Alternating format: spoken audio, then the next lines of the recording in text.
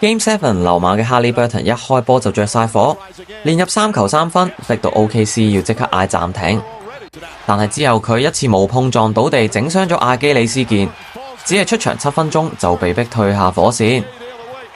但係溜馬不但止冇崩盤，反而越戰越勇，靠住 Nembhard 完半場前一個 step back 超遠3分，上半場領先48-47。去到第3節中段，雷霆嘅 SGA、Holmgren、JW 各入1球3分，打出一個9-0攻勢。溜馬雖然有拼命三郎 McConnell 連入12分，但係依然阻止唔到分差拉大。第3節完，雷霆領先81-68。第4節就完全體現到哈利伯頓嘅重要性。溜馬失去司令塔之後，完全冇晒節奏。雷霆呢邊就趁機打出一個9-0攻勢，拉開到22分。